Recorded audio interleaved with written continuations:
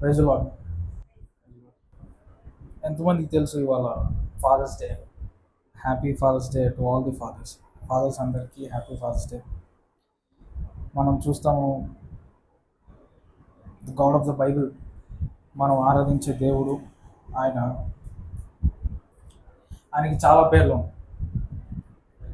Is almighty, సర్వశక్తిమంతుడు, omnipotent, omniscient, అన్నీ తెలిసిన దేవుడు. మనం చాలా చూస్తాము. చాలామంది ఎట్లా భీకరుడు, భయంకరుడు అని ప్రేయర్ చేస్తాం. కానీ ఆయనకి అన్నీ ఉన్న పేర్లు దేవుడు మనం ఆయన్ని తండ్రి అని పిలవాలని కోరుకుంటాడు. తండ్రి. అందుకే జీసస్ వచ్చినప్పుడు తండ్రిని, దేవుణ్ణి మనకి తండ్రిగానే పరిచయం చేశారు, కానీ ఇంకొక వేరే విధంగా పరిచయం చేయలేదు.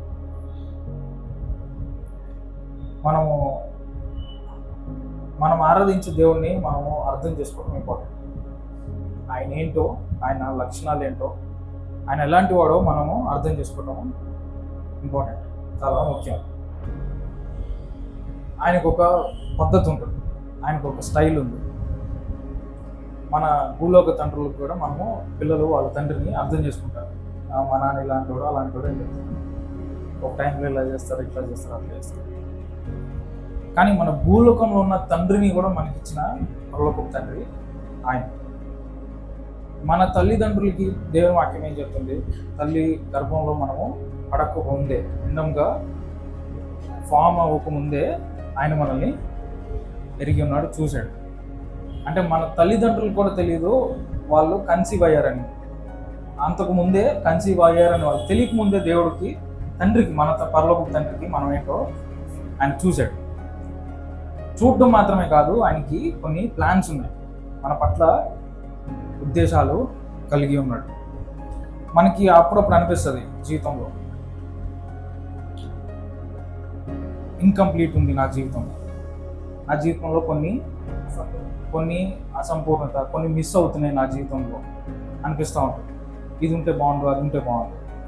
లేదంటే ఫ్యూచర్ గురించి మనకి అన్సర్టైనిటీ ఉంటుంది. అన్సర్టైనిటీ అంటే నిరీక్షణ లేని తత్వం, ఏమవుతుందో తెలియదు, కన్ఫ్యూజన్ ఉంటుంది. నేను ఒక స్థాయికి వెళ్ళగలుగుతానా, నా జీవితంలో నేను సక్సెస్ అవ్వగలుగుతానా, లేదంటే నా పిల్లల్ని బట్టి తల్లిదండ్రులు కూడా ఆలోచిస్తూ ఉంటారు. నేను వారిని ప్రయోజకులుగా చేయగలుగుతానా, వాళ్ళని పోషించగలుగుతానా, లేదంటే వాళ్ళకి పెళ్ళిళ్ళు చేయగలుగుతానా. ఇవన్నీ ఉంటాయి, మనకి అన్ని ఆలోచనలు ఉంటాయి. ఫెయిల్యూర్ గురించిన భయం ఉంటుంది. నేను ఫెయిల్ అవుతానేమో, పలానా విషయంలో, లేదంటే నా చదువులో నేను ఫెయిల్ అవుతానేమో, లేదంటే నా జీవితంలో నేను ఫెయిల్ అవుతానేమో, అందరు నన్ను ఏమనుకుంటారు, మనుషులు నన్ను ఏమంటారు, భయంలో ఎప్పుడు మనము ఉంటాం. మనం చుట్టుపక్కల ఉన్న వాళ్ళని చూసి కూడా భయపడతాం. వాళ్ళు నన్ను ఏమనుకుంటారు, నేను పనికిరాని వాడిని అనుకుంటారా. అంటే సొసైటీ ఎప్పుడు జడ్జ్ చేస్తూ ఉంటాం, మనుషులు ఎప్పుడు మనల్ని జడ్జ్ చేస్తూ ఉంటారు. కానీ వాళ్ళు ఏమనుకుంటున్నారు అనేది ఇంపార్టెంట్ కాదు, దేవుడు నీ గురించి ఏమనుకుంటున్నాడు అనేది, నీ తండ్రి, పరలోకపు తండ్రి, ఆయన ఏమనుకుంటున్నాడు అనేది ఇంపార్టెంట్. నేను ఈ వారం మొత్తం దేవుడు నాతో మాట్లాడుతున్నాడు. నేను నైట్ చూశాను, ఈ మంతే కదా ఫాదర్స్ డే, చూస్తే ఇవాళే ఫాదర్స్ డే. సో చూద్దాం, మన తండ్రి గురించి మనం తెలుసుకుందాం. ఇందాక చెప్పినట్టు ఆయనకు అనేకమైన పేర్లు ఉన్నాయి, కానీ Elohim, L Shaddai, all mighty God, ఎన్నో పేర్లు ఉన్నాయి. కానీ he loves to be called as father. ఆయన తండ్రిగా పిలువబడడానికి ఆయన ఇష్టపడతాడు. ఆమేన్, హల్లెలూయా. సో అందుకే ఆయన గురించి, మనల్ని ప్రేమించే తండ్రి గురించి మనం తెలుసుకోవటం ఇంపార్టెంట్. చదువుదాం. యెషయా 64:8. యెహోవా, నీవే మాకు తండ్రివి, మేము జిగటమన్ను, నీవు మాకు కుమ్మరి వాడవు, మేమందరము నీ చేతి పని అయి ఉన్నాం. O Lord, you are our father, we are the clay, you are our potter, and we all are the work of your hand. ఇక్కడ ఐజయా ప్రాఫెట్ చెప్తున్నాడు ఇజ్రాయేల్ గురించి.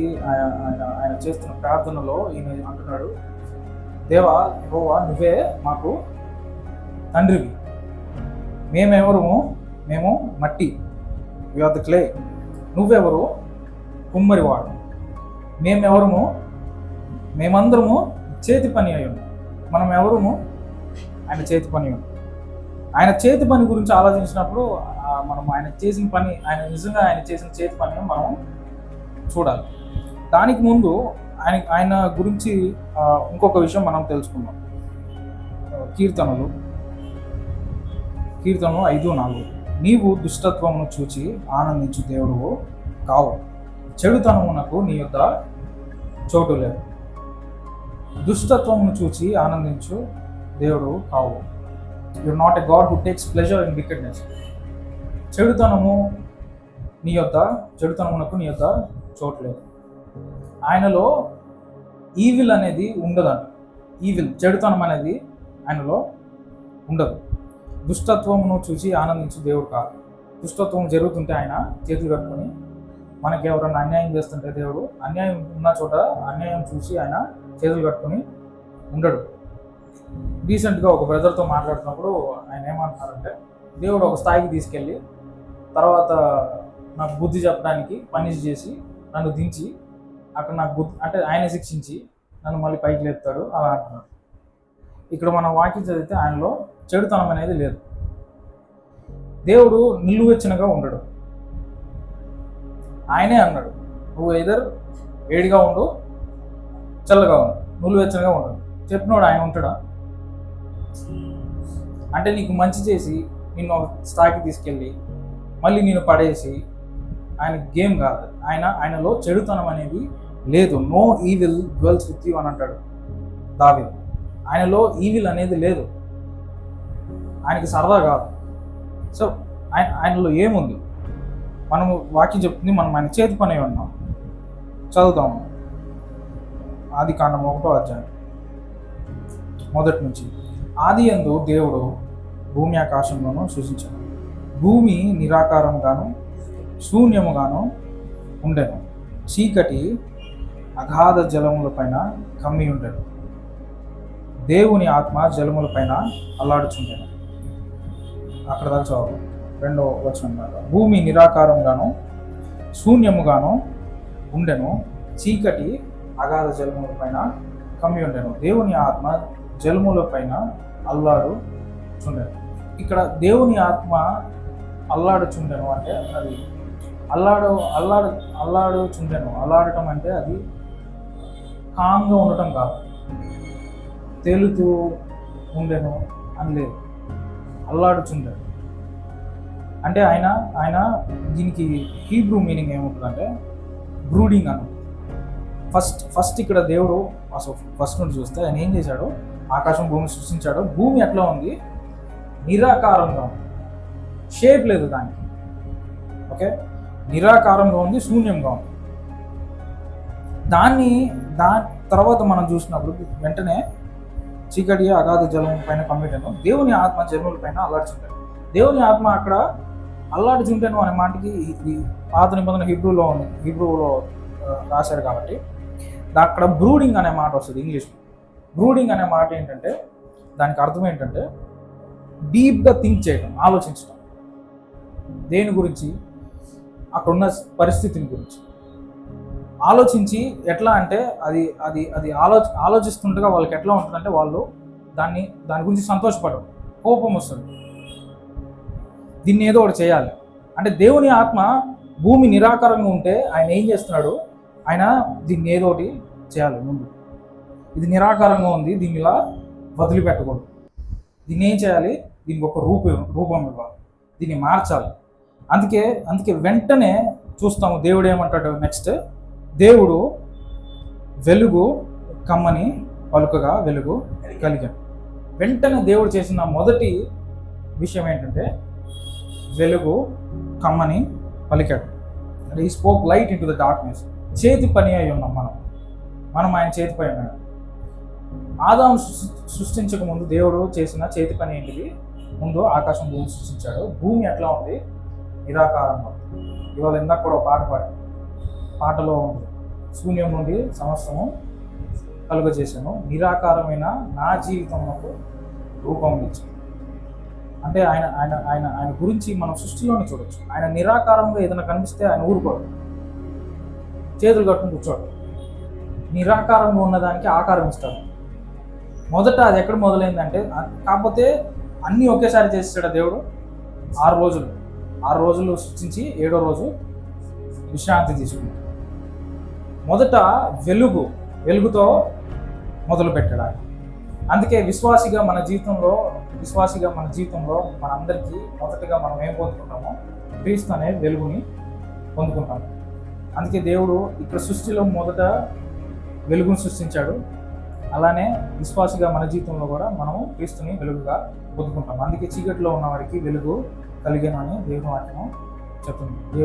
క్రీస్తు వెలుగుగా మనలోకి మన జీవితంలోకి వచ్చారు. మనకి ఇక్కడ చూస్తే భూమి చూస్తే ఎట్లా ఉన్నది? నిరాకారంగా ఉంది, షేప్ లేదు దానికి. కానీ దేవునికి ఏం కనబడుతుంది? ఆయన నిరాకారాన్ని చూడట్లేదు. ఆయన దాని తర్వాత దానికి ఆయన చేయబోయే మంచిని చూస్తున్నాడు. అందుకే వెలుగు కలిగిన తర్వాత ఆయన వెలుగు 4వ వచనం, వెలుగు మంచిదైనట్టు దేవుడు చూచాను. అది ఎట్లా ఉందంట? వెలుగు మంచిగా ఉంది. మనం తర్వాత చూస్తాం. వెలుగు సృష్టించిన తర్వాత దేవుడు భూమిని, నీటిని, ఆకాశాన్ని సపరేట్ చేస్తారు. తర్వాత పక్షుల్ని, వాటర్లో ఉన్న క్రీచర్స్ని, భూమి మీద జంతువుల్ని అన్నిటినీ సృష్టించి ప్రతిదీ ఆయన చూసి ఏమంటాడంటే మంచిగా ఉంది. చివరి వచనం చూద్దాం. ఇదే అధ్యాయము చివరి వచనం 31వ వచనం. దేవుడు తాను చేసినది యావత్తును చూసినప్పుడు అది చాలా మంచిదిగా ఉండెను. అస్తమయమును ఉదయమును కలుగగా ఆరోజును. ఓకే, దేవుడు తాను చేసినది అంతా చూసిన తర్వాత ఆయనకి ఎలా ఉందంట? మంచిగా ఉంది. ఇక్కడ యెషయా అంటున్నాడు, we are the work of his hands. మనము ఆయన చేతి పని ఉన్నాం. ఆయన చేతి పని ఎప్పుడన్నా ఇంపర్ఫెక్ట్ ఉంటుంది, పర్ఫెక్ట్ కాకుండా ఉంటుందా?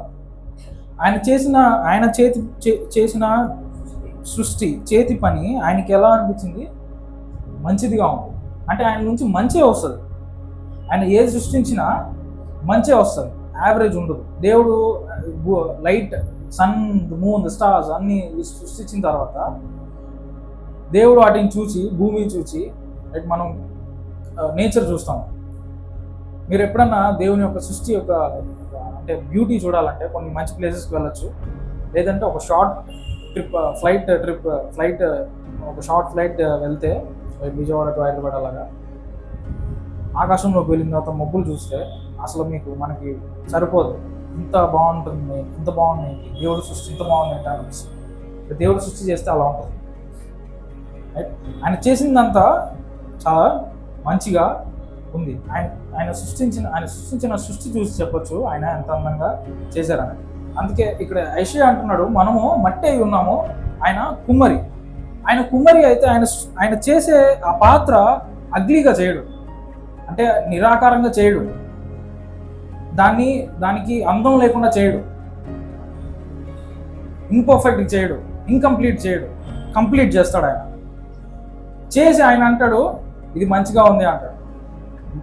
మనకి ఏం కనబడుతుంది అంటే నిరాకారం కనబడుతుంది. కానీ ఆయన ఏం చూస్తాడంటే ఆకారం చూస్తాడు, దానికి ఒక ఆకారం చూస్తాడు. అందుకే బ్రూడింగ్ అంటే ఇప్పుడు మనము చూస్తాము, కోడి గుడ్లు పెట్టిన తర్వాత దాన్ని అది ఏం చేస్తుంది? పొదుగుతుంది. దాన్ని ఏమంటారు? బ్రూడింగ్ చికెన్ అంటారు, బ్రూడింగ్ హెన్ అంటారు. అదేం చేస్తుంది? గుడ్లు పెట్టి నా పని అయిపోయిందని వెళ్ళిపోద్దా? ఏం చేస్తుంది? పొదుగుతుంది. దాన్ని బ్రూడింగ్ హెన్ అంటారు. అంటే అది కంప్లీట్ చేస్తుంది పని. దేవుడు కూడా అంతే. ఇక్కడ దేవుని ఆత్మ అది నిరాకారం ఉన్న భూమి మీద ఆయన ఏం చేస్తున్నాడు? తీక్షణంగా ఆలోచిస్తున్నాడు. దీన్ని రూపం మార్చాలి, దీన్ని అందంగా చేయాలి. మన జీవితాలను బట్టి కూడా దేవుడు నిరాకారంగా ఉంటే చేతులు కట్టుకుని ఉండడు. ఆయన అందుకే వెంటనే ఆయన పలికిన మాట ఏంటంటే, చీకటిని చూసి, ఆయన చీకటి ఉంది, చేతులు కట్టుకుని ఉండలేదు, ఏమన్నాడు? వెలుగు కలుగును గాక మాట మాట్లాడతాడు ఆయన. మన జీవితంలో నాకు దుఃఖం ఉంది. కానీ ఆయన దగ్గరికి వెళ్తే ఆయన ఏమంటాడు? నీకు ఆనందము కలుగును గాక అంటాడు. అందుకే దావీదు అంటాడు, రాత్రంతా నాకు దుఃఖం కలిగిన వేకువన నాకు సంతోషం వస్తుంది. ఎందుకు ఆయన మాట అన్నాడు? అంటే రాత్రి ఆయన దుఃఖం కలిగినప్పుడు ఆయన దేవుని దగ్గరికి వెళ్తాడు. ఉదయం దేవుడు ఆయనతో మాట్లాడిన తర్వాత ఆయన దేవుని మాటను బట్టి ఆయనకి ఏమొస్తుంది? సంతోషం వస్తుంది. అందుకే ఆయన మాట వినటము ఇంపార్టెంట్. ఆయన మాట వినటం ఇంపార్టెంట్. చాలాసార్లు మనం ఏం చేస్తామంటే, మనం చూస్తున్నాం ఆయన కుమ్మరి, మనం మట్టే ఉన్నాము, ఆయన కుమ్మరి, మనం ఆయన చేతి పని ఉన్నాం. ఆయనలో నుంచి అంతా ఏముంది? ఆయన ఏది చేసినా మంచి మాత్రమే ఉంది. Perfect God, he is perfect God. ఆయన ఏది చేసినా పర్ఫెక్ట్గా చేస్తాడు. కానీ ఎందుకు మన జీవితాల్లో, రీసెంట్గా కూడా బ్రదర్ అడుగుతున్నారు, ఎందుకు చాలామంది దేవుని నమ్ముకుని మళ్ళీ వెనక్కి వెళ్ళిపోతారు? ఎందుకంటే దేవుడికి బౌండరీ ఇస్తారు, ఒక సర్కిల్ ఇస్తారు. నువ్వు ఇంతవరకే రా నా జీవితంలోకి, ఈ పరిస్థితి ఈ విషయాల్లోనే నువ్వు ఇన్వాల్వ్ అవుతావా? ఈ విషయాల్లో నేను నా జ్ఞానంతో నేను ముందుకెళ్తాను, నా జ్ఞానంతో నేను పరిస్థితుల్ని నేను డీల్ చేసుకుంటాను అంట. పూర్తిగా మనం ఆయన మీద ఆధారపడదు. కానీ ఆయనలో మంచి మాత్రమే ఉంది, ఆయనలో చెడుతనం అనేది లేదు. No evil can dwell with him. ఆయనలో ఏ చెడుతనం అనేది లేదు. మనం చూస్తాము, మోషే దేవుని సన్నిధిలో సమయం గడిపిన వ్యక్తి. మోషే ఇజ్రాయేలుని ఐగుప్తు నుండి తీసుకెళ్తున్నప్పుడు మొదట ఏమొస్తుంది వాళ్ళకి? పెద్ద ఇబ్బంది, ఎర్ర సముద్రం వచ్చినప్పుడు అందరూ ఏం చేశారు? ఇజ్రాయేలీలు అందరూ మోషేని తిట్టారు, గొనిగారు. మామూలు కొనుగోడు కాదు. మమ్మల్ని ఎందుకు తెచ్చావు? మేము అక్కడ హ్యాపీగా ఉన్నాం, ఏదో స్లేవరీలో ఉన్నా, బానిసలుగా ఉన్నా మేము హ్యాపీగా ఉన్నాం కదా, మమ్మల్ని ఎందుకు తెచ్చావు? అదిగా మోషే ఏం చేస్తాడు? వెంటనే దేవుని తట్టు తిరుగుతాడు. దేవుడు ఏం చెప్తాడు? మోషేకి ఎర్ర సముద్రం కనబడుతుంది. మనకు కూడా అక్కడ మనం చదివితే ఎర్ర సముద్రమే కనబడుతుంది. కానీ దేవుడు ఏం చూస్తున్నాడు? అది చీలటం చూస్తున్నాడు, వీళ్ళు నడవటం చూస్తున్నాడు. రైట్? మనకి నిరాకారంగానే సిచ్యువేషన్ కనబడుతుంది, అన్సర్టైనిటీ కనబడుతుంది. నిరీక్షణ లేని సిచ్యువేషన్, ఇంపాసిబుల్ సిచ్యువేషన్ కనబడుతుంది. కానీ ఆయన పాసిబిలిటీ మాట్లాడుతున్నాడు. He speaks possible into the impossible situations కదా. అసాధ్యమైన పరిస్థితుల్లోకి ఆయన సాధ్యమైనది పలుకుతాడు. అందుకే ఎర్ర సముద్రం ఉన్నప్పుడు దేవుడు ఏమంటాడు? నువ్వు నీ దండం తీసుకుని దాన్ని నీటిని కొట్టినప్పుడు ఏమవుతుంది? 2 పాయలు అవుతుంది. కానీ మనం చూస్తాము తర్వాత కూడా ఇంకా అనేక విషయాల్లో కూడా ఎన్నిసార్లు వాళ్ళకి ఇబ్బందులు వచ్చినా, లేకపోతే ఇలాగా ఫుడ్ విషయంలో, నీటి విషయంలో ఎన్ని వచ్చినా వాళ్ళు సముద్రనే ఉన్నారు, మారలేదు. ఒకసారి దేవుడు చేశాడు, దేవుని కార్యం చూశాడు. ఒక సముద్రమే పాయలవటం చూశాడు. కానీ వాళ్ళ మైండ్ సెట్ మారలేదు. ఎప్పుడు కొనుక్కుతానే ఉన్నారు. మనం చూస్తాము వాళ్ళందరిలో దేవుని మాట విని నడిచింది మోషే ఒకడే. అందుకే దేవుని మాట వినటం ఇంపార్టెంట్. మనకు అనిపించవచ్చు, ఏదన్నా మనకి ప్రాబ్లం వచ్చినప్పుడు అయిపోయింది నా సినిమా, మామూలుగా బయట మా భాషలో నా సినిమా అయిపోయింది నా సినిమా, నేను అయిపోయింది, నా జీవితం అయిపోయింది, నా కష్టం పైకి లేవటం, లేకపోతే ఇలా మాట్లాడటం. కానీ దేవుని తట్టు తిరిగినప్పుడు, దేవుని ముఖము మనము తట్టు తిరిగినప్పుడు, ఆయన సన్నిధిలో మనము ఉన్నప్పుడు, దేవుని మాట పలికినప్పుడు ఆ మాట ఎలా ఉంటుందంటే, మనము దారి లేదన్న సిచ్యువేషన్లో దేవుడు దారి చూపిస్తాడు. ఇంపాసిబుల్ సిచ్యువేషన్లో ఆయన సాధ్యమైనది పలుకుతాడు. అందుకే ఆయన మాట వినటము ఇంపార్టెంట్. దేవుడు మనకి ఎర్ర సముద్రం కనబడుతుంది, దేవుడేమో ఎర్ర సముద్రం ఆయనకేం కనబడుతుంది? ఎర్ర సముద్రం పాయలవటం, మనం నడవటం చూస్తాడు. ఎరుకో కూడా మనకి కనబడుతుంది, అడ్డుగా కనబడుతుంది. కానీ ఆయన ఏం చూస్తాడు? ఎరుకో కూడా కూలిపోవటం చూస్తాడు, మనం నడవటం చూస్తాడు. మనకు కనబడదు అది. సో మనకు కూడా మన జీవితంలో మన ఫ్యూచర్ మనకి తెలీదు, మనకు కనబడదు. దేవుడి ప్లాన్ ఎలా ఉందో మనకి తెలియదు. అన్సర్టైనిటీ ఉంటుంది, నిరీక్షణ లేని తత్వం, లేదంటే ఏం జరుగుతుందో అనే భయం మనకు ఉంటుంది. కానీ దేవుడికి ఒక ప్లాన్ ఉంటుంది, అది ఎలా చేస్తాడో మనకు తెలియదు.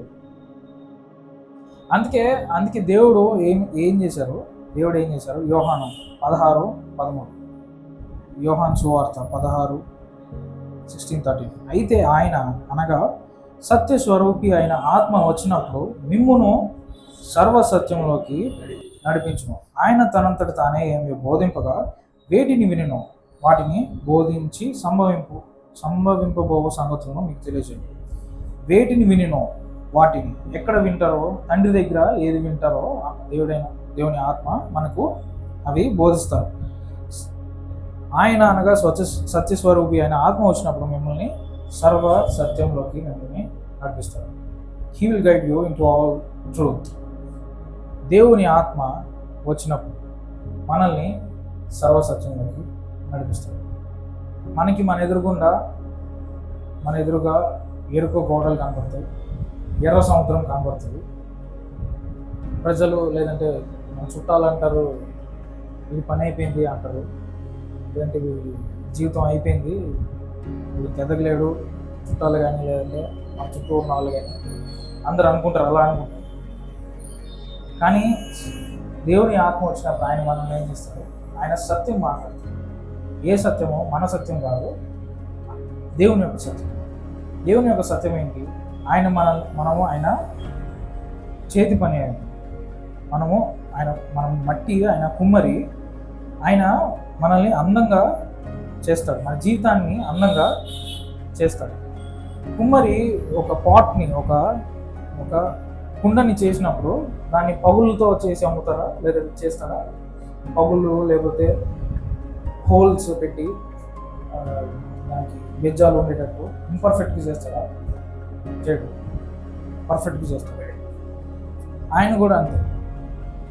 అందుకే నాకు అనిపించవచ్చు, నా పరిస్థితి చూసి నాకు అనిపించవచ్చు, నాకు భయం అనిపించవచ్చు, నేను సక్సెస్ అవుతానా లేదా, నేను మంచి జీవితం జీవించగలుగుతానా లేదా, నేను సరిగ్గా చదువుకోగలుగుతానా లేదా, నేను ఒక జాబ్ తెచ్చుకోగలుగుతానా లేదా, నాకు పెళ్ళి అవుతుందా లేదా, లేదా నా పిల్లలకి నేను పెళ్లి చేయగలుగుతానా లేదా, ఇవన్నీ కనబడతాయి, ఇవన్నీ వస్తాయి. కానీ దేవుని మీద ఆధారపడినప్పుడు మనకి దేవుడు ఆయన సత్యస్వరూపి కాబట్టి మనకి సత్యము మనకి తెలియజేస్తుంది, మనకి విశ్వాసం ఉంటుంది. అందుకే దేవుని ఆత్మ మీద నడిచేవాడు ఎప్పుడు నిదానంగా, అంటే పర్ఫెక్ట్ పీస్లో ఉంటారు, సమాధానంలో ఉంటారు. ప్రజలకి కనపడదు, మిగతా వాళ్ళకి కనపడదు. దేవుడు నీకు మాట ఇచ్చి నడిపించినప్పుడు మోషేకి దేవుడు నువ్వు పద, నేను నీకు తోడై ఉన్నాను అన్నాడు. కానీ ఇజ్రాయేలీకి అర్థమైందా? అది వాళ్ళకి అర్థం కాదు. దేవుడు నిన్ను పిలిచినప్పుడు, నీకు మాట ఇచ్చి నిన్ను నడవమన్నప్పుడు ఇజ్రాయేలీకి, మిగతా వాళ్ళకి అర్థం కాదు, మన చుట్టూ ఉన్న వాళ్ళకి అర్థం కాదు. వాళ్ళు చూడలేరు, దేవుడు చూసేది వాళ్ళు చూడలేరు, వాళ్ళకి నిరాకారమే కనబడుతుంది. కానీ దేవుడు ఏం చేస్తున్నాడంటే ఆయన మీద పని చేస్తున్నాడు. మనం ఆయన చేతి పని ఒకేసారి అవ్వదు, 6 రోజులు తీసుకున్నాడు దేవుడు టైం, అంటే సమయం పడుతుంది. ఒకేసారి కుండని కుమ్మరి ఒకేసారి పాట్ని త్వరగా హడావిడిగా చేయడు, లేదంటే చేసిన దాన్ని అవుట్ ఆఫ్ షేప్ చేయడు, నిరాకారంగా షేప్ ఏదో మారిపోయి పనికిరాని తనంగా చేయడు. అందుకే దేవుడు మనల్ని పనికిరాని వారుగా చేయడు. నిరాకారం ఉన్న దగ్గర ఆయన చేతి కట్టుకుని కూర్చోడు. ఆయన ముందు దాన్ని డీల్ చేయాలనుకుంటాడు, దాన్ని మార్చాలనుకుంటాడు. అందుకే మనం ఏం చేయాలంటే ఆయన్ని ఎల్లో చేయాలి. మన జీవితంలో మనం ఆయనకి సరెండర్ అవ్వాలి. అందుకే దేవుని వాక్యం చెప్తుంది, జీవ మరణంలో నాలుక వశం. అందుకే దేవుని ఆత్మ వచ్చినప్పుడు మేడ మీద ముందు ఆయన చేసింది ఏంటంటే వాళ్ళ నాలుకల్ని దేవుడు అదుపులోకి తీసుకున్నారు. అందుకే మనం ఏం మాట్లాడతాం అనేది ఇంపార్టెంట్. దేవుడేమో అసాధ్యమైన సిచ్యువేషన్లో సాధ్యాన్ని పలుకుతాడు, మనమేమో అయిపోయింది నా సినిమా, నా జీవితం అయిపోయింది, నాకు ఇంక ఇది అవ్వదు అది అవ్వదు, ఏంటి నా బతుకు, నా బతుకు, ఇట్లా మాట్లాడుతుంది. కానీ దేవుడు ఏం చూస్తాడు, దేవుడు ఏం మాట్లాడతాడు, ఆయన ఎట్లాంటి వాడంటే he speaks possible into the impossible situation. చీకటిలోకి వెలుగును పలికిన దేవుడు. నాకు నాకు నాకు కేవలము దుఃఖమే ఉంది అన్నప్పుడు ఆయన దగ్గరికి వెళ్తే ఆయన నీ జీవితంలోకి ఆనందాన్ని పలుకుతాడు, సంతోషాన్ని పలుకుతాడు. అన్సర్టనిటీ ఉన్న సిచ్యువేషన్లో దేవుడి దగ్గరికి వెళ్ళినప్పుడు ఆయన సర్టనిటీ పలుకుతాడు. అందుకే దేవుని ఆత్మ మీద మనము ఆనుకోవాలి, ఆయన ఆత్మ మీద ఆధారపడాలి, ఆయన మాటని మనం వినాలి. వినకపోతే కష్టం. మనము వెళ్ళే దారి మనం చూసినప్పుడు మనం వెళ్ళే దారి మన జీవితము నిరాకారంగానే కనబడుతుంది. నేను వెళ్ళే దారిలో నాకు తేళ్ళు పాములు కనబడుతున్నాయమ్మా, నాకు భయం వేస్తుంది. కానీ దేవుడు అంటాడు నువ్వు నడువు అంటాడు, అది తొక్కుకుంటా నడువు అంటాడు. ఎందుకంటే నా దేవుడు శిలువలో సాతానుని శీఘ్రంగా కాలు కింద చితగొట్టాడు. అందుకే నేను పాములు తేలుని తొక్కుంటూ వెళ్ళిపోతాను. అది దేవుడు నాకు ఇచ్చిన అధికారం, మనకిచ్చిన అధికారం. ఉంటాయి దారిలో, అన్నీ ఉంటాయి, పాములు తేళ్ళు, కష్టాలు, మాటలు, మనుషుల మాటలు అన్నీ ఉంటాయి. కానీ మనం తొక్కుకుంటూ వెళ్ళిపోతాం వాడిని. ఎందుకంటే నా తండ్రి ఎలాంటి వాడో నేను అట్లాగా నడుస్తాను, ఆయన మాటను బట్టి నేను నడుస్తాను. ఎర్ర సముద్రం నా ముందు కనబడుతుంది, దేవుడు అంటాడు నడువు, దాన్ని నేను పాయలు చేస్తాను అంటాడు.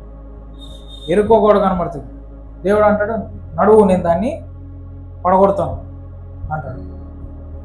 అందుకే ఆయన మాట వినాలంటే ఏం చేయాలంటే ఆయన సన్నిధిని మనం వెతకాలి. 14:2 కీర్తనలు 14:2. వివేకము కలిగి దేవుని వెతుకువారు కలరేమో అని యెహోవా ఆకాశం నుండి చూచి నరులను పరిశీలించు. వివేకము కలిగి, ఇంగ్లీష్లో ఏముంటుందంటే people who truly seek after God, longing for his wisdom and guidance. దేవుని యొక్క జ్ఞానము, ఆయన యొక్క గైడెన్స్ కోసము ఎవరన్నా నిజముగా ఆయన కోసము వెతికేవారు ఉన్నారేమో దేవుడు చూస్తున్నాడు. ఎందుకు?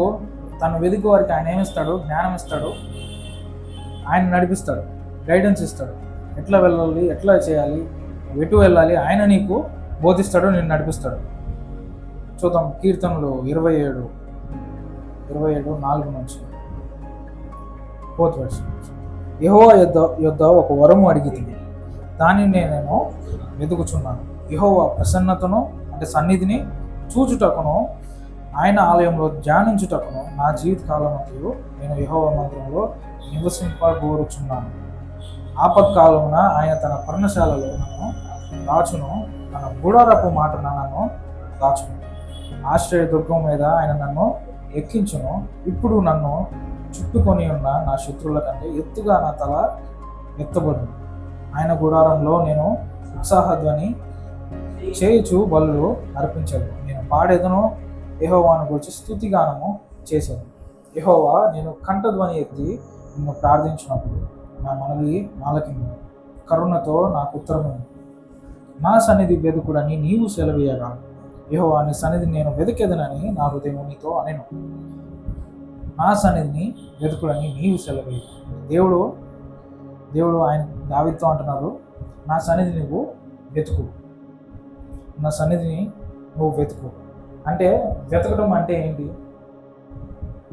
ఈరోజు ఎక్కడన్నా పలానా సిచ్యువేషన్లో, పలానా ప్లేస్లో బంగారము ఉంది అంటే మన వాళ్ళు చాలామంది ఏం చేస్తారో పాడి అన్నీ తీసుకొని టూల్స్ అన్నీ తీసుకెళ్ళిపోయి బోర్సులతో వేసి ఎదుగుతారు. బంగారం పలానా ప్లేస్లో ఉందంటే వెళ్ళిపోయి ఇంకా ఎదుగుతారు. ఎందుకు? బంగారం ట్రెజర్. సో నా సన్నిధి నువ్వు వెతుకు అంటే అట్లా మనము అన్నిటికంటే వాళ్ళు చేసే పనులు కూడా అన్నీ విడిచిపెట్టి ఏం చేస్తారు? ముందు బంగారాన్ని తవ్వి ఎత్తుకోవడానికి చూస్తారు. మనం కూడా దేవుని సన్నిధిని, నా సన్నిధి వెతుకు అంటే అర్థం ఏంటంటే అన్నిటికంటే ముఖ్యంగా ఆయన సన్నిధిని మనం వెతకాలి. ఎందుకు ఆయన సన్నిధిలో వెతకాలి? ఆయన సన్నిధిలో మనకి సంపూర్ణ సంతోషం ఉంది. ఆయన సన్నిధిలో మనకి దేవుని యొక్క మాట వినబడుతుంది. మోషే ఎందుకు వినగలిగాడు దేవుని మాట అంటే ఆయన సన్నిధిలో ఆయన ఉన్నాడు, టైం గడిపాడు, ఆయనకి తెలుసు ఆయన స్వరం ఏంటో ఆయనకి తెలుసు. అందుకే జీసస్ అంటారు, my sheep listens to my voice. నా గొర్రెలు నా స్వరము ఉంటాయి. ఒకసారి స్విట్జర్లాండ్లో ఒక 5 స్టూడెంట్స్ డాక్యుమెంటరీ అంటే సిటీ నుంచి రూరల్ ప్లేస్కి వెళ్తారు, కంట్రీ సైడ్ వెళ్తారు. అక్కడ వాళ్ళకి డాక్యుమెంటరీ షూట్ చేసుకుంటూ ఉంటారు వాళ్ళు వెళ్ళిన దగ్గర అంతా. అక్కడ ఒక ఫార్మ్ ల్యాండ్ చూస్తారు. ఫార్మ్ ల్యాండ్ అంటే అది ఒక ఫార్మర్ దగ్గర ఆయనకి గొర్రెలు ఉంటాయి, అవన్నీ మేస్తూ ఉంటాయి ఒక పక్కన. వీళ్ళు వెళ్ళి ఆయన అడుగుతారు, నువ్వు ఎట్లా చేస్తావు, నువ్వు నీ పని ఏంటి, ఇవన్నీ అడుగుతా మధ్యలో అడుగుతారు, నువ్వు వాటిని ఎట్లాగా పిలుస్తావు ఏంటంటే ఆయన చెప్తాడు, నేను ఇలా పిలుస్తాను, ఈ మాట పెట్టి పిలుస్తానంటే వాళ్ళు అదే మాట ఆయన ఎలా పిలుస్తాడో, ఏ మాట పెట్టి పిలుస్తాడో అదే మాట పెట్టి వీళ్ళు కూడా పిలుస్తారు గొర్రెల్ని. అందరూ 5 ట్రై చేస్తారు. అవి అసలు తలెత్తకుండా వాటి పనిలో అవి బిజీగా ఉంటాయి, తింటా ఉంటాయి. వన్స్ వాళ్ళు మాట్లాడిన తర్వాత నువ్వు పిలువు అంటారు. అతను పిలుస్తాడు, ఎవరు వాటిని ఓన్ చేసుకున్న వ్యక్తి, వాటిని మేపుతున్న వ్యక్తి, కాపరి. అతను పిలుస్తాడు. పిలువగానే వెంటనే ఓడతరతోటి తినడం ఆపేసి ఆయన వైపు చూసి స్లోగా రమ్మని కూడా అంటారు, స్లోగా వచ్చేస్తాయి అని. అందుకే జీసస్ అంటారు, నా గొర్రెలు నా స్వరం వింటారు. ఆయన స్వరం మనం ఎక్కడ వింటామంటే ఆయన సన్నిధిలో ఉన్నప్పుడు వింటాం. సన్నిధి బయట వినలేము. ఆయన సన్నిధి బయట మనం ఆయన స్వరం వినలేము. అందుకే జీసస్ అంటారు, when you pray go into your secret place. నువ్వు తండ్రికి ప్రార్థన చేసినప్పుడు నువ్వు సీక్రెట్ ప్లేస్కి వెళ్ళవు. నీ రహస్యమైన స్థలమందు నువ్వు నీ తండ్రికి నువ్వు ప్రార్థన చేయాలి. అదే సీక్రెట్ మన జీవితానికి. ఆయన ఎలాంటి వాడంటే నువ్వు ఇబ్బందులు పడుతుంటే, నువ్వు కష్టాలు పడుతుంటే కష్టం పడు, నీకు అది వచ్చిందా పడు, చచ్చిపో అండు. ఆయన అలాంటి వాడు కాదు.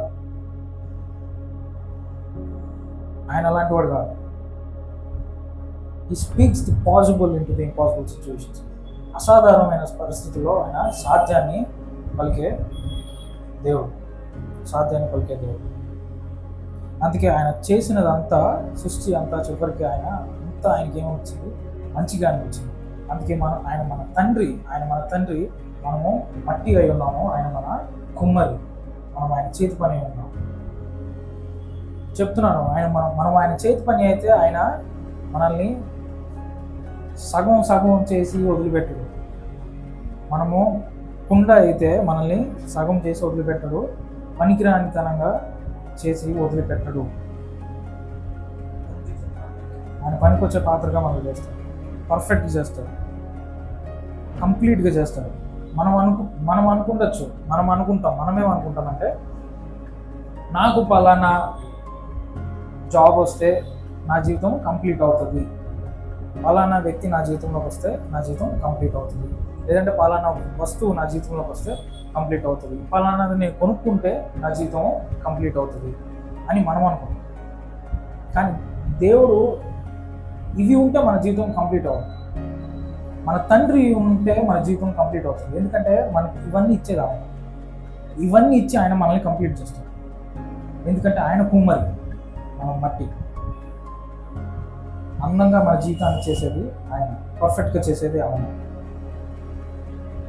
కంప్లీట్ చేసేది ఆయన. అందుకే ఆయనకి వేరుగా మనము జీవించలేము. దావీదుకి ఇది తెలుసు కాబట్టి అందుకే అంటున్నారు, నా జీవితకాలం అంతా నీ సన్నిధిలో నేను ఉండకూర్చున్నాను. I want to dwell in your presence all the days of my life. నా జీవితకాలం అంతా, నా దినములు అన్నిటిలో నేను నీ సన్నిధిలో గడపాలను. నిరాకారంగా మన జీవితం నిరాకారంగా ఇవాళ కనబడుతుంది, షేప్ లేకుండా కనబడుతున్నాము. కొన్ని మిస్ అవుతున్నాయి మన జీవితంలో, నీకు అది కనబడుతుంది. కానీ ఆయన చేతులు కట్టుకొని ఉండడు. ఇట్స్ నాట్ సమ్మన్ చేతులు కట్టుకొని నీ బతుకు అనే రకం కాదు. భూ సంబంధమైన కొంతమంది అలాగా తండ్రులు కొంతమంది పట్టించుకోకుండా వదిలేస్తారు.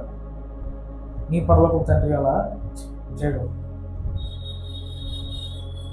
హీఈస్ యువర్ పాటర్, నీ కుమ్మరి ఆయన చేసినదే, ఆయన చేతి పని ప్రతిదీ చివరికి మంచిగా ఉంది, అందంగా ఉంది. నీ జీవితాన్ని కూడా మంచిగా అందంగా చేసేవాడు ఆయన. మనం ఏం చేయాలంటే ఆయన సన్నిధిలో ఆయనని వెతకాలి. ఆయన స్వరము వినేవారిగా మనము ఉండాలి. ఆయన స్వరాన్ని విని మనము ముందుకు వెళ్తాం ఈ లోకంలో. ఎందుకంటే ఈ లోకంలో అనేకమైన స్వరాలు మనకి వినిపిస్తాయి. అనేకమైన స్వరాలు వినిపిస్తాయి. అపవాది మాట్లాడతాడు. అపవాది యొక్క స్వరం వస్తుంది మధ్యలో. నేను దేవుడు నేను పట్టించుకోవట్లేదు, నీ సంగతి అయిపోయింది, నువ్వు ఏదో పెద్ద దేవుడి మాట వచ్చేసావు, దేవుడు నిన్ను చేయమంటే నువ్వు వచ్చేసావు, నీ పని అయిపోయింది, దేవుడు నిన్ను పట్టించుకోవట్లేదు అని అపవాది అంటాడు. నువ్వు పెద్ద పాపివి, వాడు దూషకుడు, అంతేనా? దూషణ చేసేవాడు, నిందలు వేసేవాడు. కానీ మన దేవుడు, మన తండ్రి అలాంటి వాడు కాదు. అందుకే ఎవ్వరు ఈ వాయిసెస్ని మనం పట్టించుకోకూడదు. లోకంలో ఉండే వాయిసెస్, స్వరాల్ని మనము పట్టించుకోకూడదు. మనకి ఏది ఇంపార్టెంట్ అంటే దేవుని యొక్క స్వరం. దేవుడు ఏది చేయమంటే మనం చేయాలి. అందుకే అప్పుడు ప్రతి ఒక్క ఇంపాసిబుల్ సిచ్యువేషన్లో మనం ఈజీగా వెళ్ళిపోతాం. మనం ఆయన జయించి ఉన్నాడు కాబట్టి మనం కూడా we are more than conquerors. We are more than conquerors in Christ. క్రీస్తులో మనం అత్యధిక విజయులైన, మనం అత్యధిక విజయులైన. ఆయన ఎలాగ విజయం శిలువలో సాతాను, మరణము, పాపం మీద ఎలాగ జయం పొందాడు, మనం కూడా జయము పొంది విజయులుగా మనము ముందుకు వెళ్తాం. అందుకే ఆయన స్వరము ఇంపార్టెంట్. స్వరము వినడము ఇంపార్టెంట్. ఆయన కలుగునుగాక అనే దేవుడు, కలుగునుగాక అనే దేవుడు. మంచి ఏది కలగమన్నా అది మంచి మాత్రమే ఉంటుంది. కలుగునుగాక అనే దేవుడు. నువ్వు అట్లనే ఉండు, బాధపడు అనే దేవుడు కాదు. ఒకసారి చూస్తాం, తల్లిగా పేరెంట్స్ కొంతమంది పిల్లలు ఇసుకిస్తామంటే పట్టించుకోరు. కొంతసేపు మళ్ళీ వస్తారు, పట్టించుకుంటారు. కానీ కొంతసేపు నీ ఇష్టం, నువ్వు అట్లనే ఉండు, నా వల్ల కాదు అంటారు. కానీ మన తండ్రి, పరలోకపు తండ్రి అలా కాదు. ఇంకా దేవుని వాక్యం చెప్తుంది, ఆయన మన తండ్రి, మనము మట్టి జిగట, ఆయన మన గుమ్మరి, మనము ఆయన చేతి పని అయి ఉన్నాము. జాగ్రత్తగా గుర్తుపెట్టుకోండి, మనం ఆయన చేతి పని అయి ఉన్నాము. మనల్ని పనికిరాని వస్తువుగా దేవుడు, పాత్రగా చేయడు, ఇంపర్ఫెక్ట్గా చేయడు. అందుకే ఆయన గుణగుణాలు లేదా ఆయన నేచర్ అర్థమైనప్పుడే మనము ఆయన్ని సంతోషంగా ఆరాధించగలుగుతాము, హృదయపూర్తిగా ఆరాధించగలుగుతాము. You can offer pleasing worship. దేవుడికి ఇష్టమైన ఆరాధన మనం చేయగలుగుతాం ఆయన గురించి తెలిసినప్పుడు, ఆయన మంచివాడు అని తెలిసినప్పుడు. లేదంటే మనం కూడా దేవుడి దగ్గరికి కొనుక్కుంటూ వస్తాం. ఎప్పుడు అందరిని ఆశీర్వదిస్తావు, నన్ను ఆశీర్వదించు, ఆలీని లేపుతావు పైకి, నన్ను లేపు, ఆలీకి కనిపిస్తావు, నాకు కనిపిస్తావు. అందుకే దేవుని వాక్యం చెప్తుంది, వినయము యొక్క ప్రతిఫలము, వినయము దేవుని భయభక్తుల యొక్క ప్రతిఫలం ఏంటంటే ఐశ్వర్యము, ఘనత, జీవము. ఐశ్వర్యము, ఘనత, జీవము దేవునికి బయట కూడా మనము సంపాదించవచ్చు, కానీ అది పర్ఫెక్ట్ ఉండదు. ఐశ్వర్యం ఉంటుంది కానీ సంతోషం ఉండదు, ఐశ్వర్యం ఉంటుంది కానీ ఆరోగ్యం ఉండదు. కానీ దేవుడు ఐశ్వర్యం ఇస్తే నీకు దానిలో బాధ, దుఃఖము ఉండదు. బాధ, దుఃఖము ఉండదు. ఆయన ఇస్తాడు మనకి ఘనత. లోకం మనల్ని చిన్న చూపు చూడొచ్చు, లోకం మనల్ని తక్కువగా చూడొచ్చు, కానీ ఆయన ఘనత ఇస్తాడు. ఎప్పుడు మనము ఆయన ముందు భయభక్తులు చూపించినప్పుడు, ఆయన సన్నిధిని వెతికినప్పుడు, ఆయన ముందు మనం తగ్గించుకొని నడిచినప్పుడు ఆయన మనకి ఘనత ఇస్తాడు, ఆయన మనకి ఐశ్వర్యం ఇస్తాడు. హల్లెలూయా.